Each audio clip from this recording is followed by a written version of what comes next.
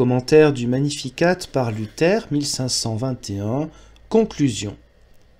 Pour terminer, j'en reviens, gracieux Seigneur, à votre grâce princière, et je prie votre grâce princière de pardonner ma témérité. Je sais bien, en effet, que la jeunesse de votre grâce princière n'est que trop comblée, chaque jour, des biens de l'instruction et de l'exhortation.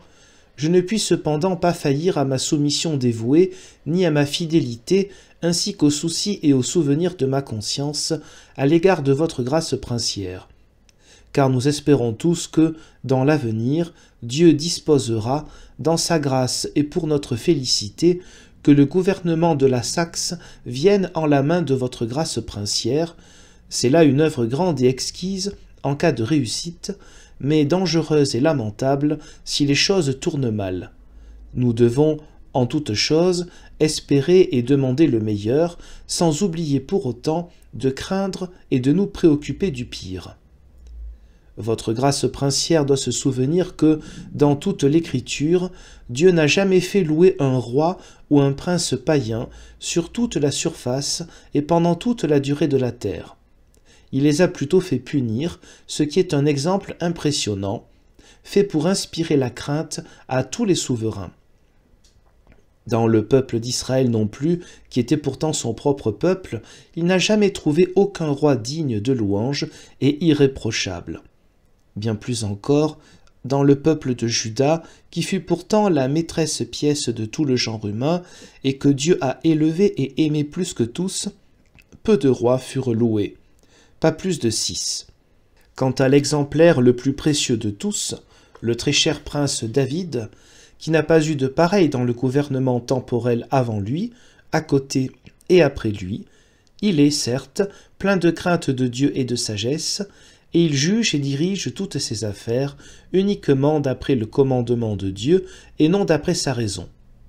Il n'en trébuche pas moins plusieurs fois, en sorte que l'Écriture, qui ne pouvait blâmer son gouvernement et devait pourtant raconter le désastre arrivé au peuple à cause de David, n'en attribua pas la faute à David mais au peuple. Dieu, dit-elle, était en colère contre le peuple, et il avait laissé le diable inciter David, le saint homme, à faire dénombrer le peuple, action à cause de laquelle 70 000 hommes durent mourir de la peste. Dieu a ainsi disposé toutes ces choses pour effrayer l'autorité et la maintenir dans la crainte, pour l'avertir des risques qu'elle court, car la grande fortune, le grand honneur, la grande puissance, la grande faveur, ainsi que les flatteurs, dont aucun seigneur ne saurait manquer, assiègent pour ainsi dire le cœur d'un prince et mènent l'assaut pour le faire tomber dans l'orgueil, dans l'oubli de Dieu, dans le mépris du peuple et du bien commun, dans la débauche, l'outrecuidance, la présomption, l'oisiveté, bref, dans toute injustice et dans tout vice, au point que nul château et nulle ville ne saurait être aussi durement assiégé et assailli. Qui pourra subsister s'il ne s'abrite pas derrière un pareil exemple et s'il ne prend pas la crainte de Dieu pour sa bonne défense et pour son bon rempart? En effet, lorsqu'un seigneur et magistrat n'aime pas son peuple et que son seul souci est de chercher ses propres aises au lieu d'améliorer le sort de son peuple, c'en est déjà fait de lui. Et son état de magistrat ne conduit qu'à la perdition de son âme. Il ne lui servira à rien, pour se racheter, de fonder quantité d'anniversaires, de couvents, d'hôtels et de ceci ou de cela. Dieu lui demandera compte de son état et de sa charge, et il ne tiendra pas compte de tout le reste. C'est pourquoi, mon gracieux Maître et Seigneur, je recommande à votre grâce princière le Magnificat, et spécialement ses 5e et 6e versets, qui le saisissent juste en son milieu.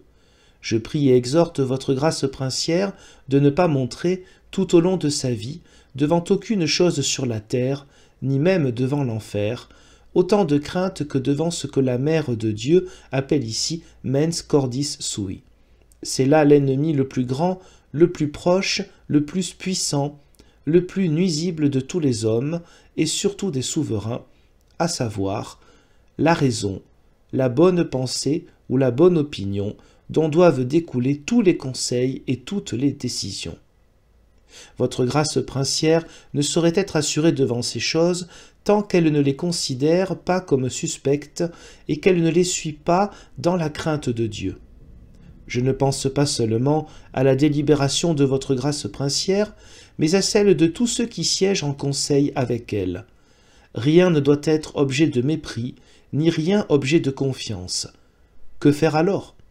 Que votre grâce princière ne verse pas la prière dans le froc des moines ou sous les calices, comme on a pris maintenant la maudite habitude de placer son appui et sa confiance dans la prière d'autrui, en négligeant sa propre prière.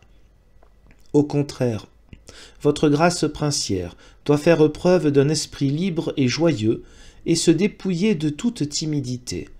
Elle doit parler elle-même avec Dieu dans son cœur ou en des lieux secrets et lui mettre hardiment le marché en main et le presser ainsi, en lui rappelant l'ordre qu'il a lui-même établi. Par exemple, « Regarde, mon Dieu et Père, c'est ton œuvre et ton ordre, si je suis né et ai été créé dans cet état, afin de régner. Personne ne pourra jamais le nier, et toi-même tu le reconnais.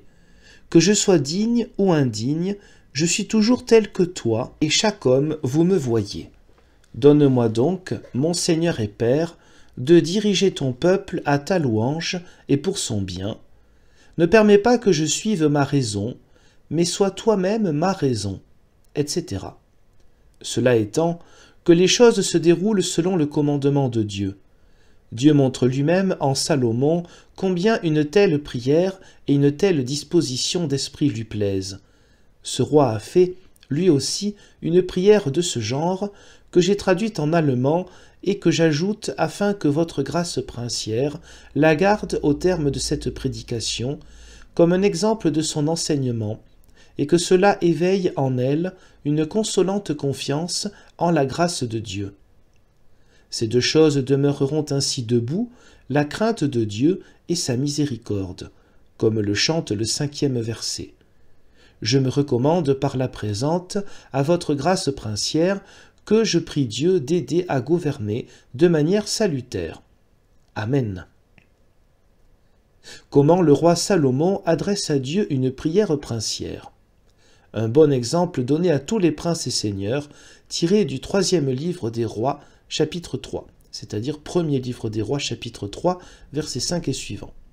Dans la ville de Gabaon, Dieu est apparu en songe à Salomon pendant la nuit, et il lui a dit « Demande-moi ce que je dois te donner. » Alors Salomon a dit « Mon Dieu, tu as fait une grande grâce à mon père David, ton serviteur, car il a marché devant toi dans la vérité et la justice, et son cœur était juste à ton égard, et tu lui as conservé cette grande grâce au point de lui donner un fils qui siège sur son trône, comme on le voit aujourd'hui.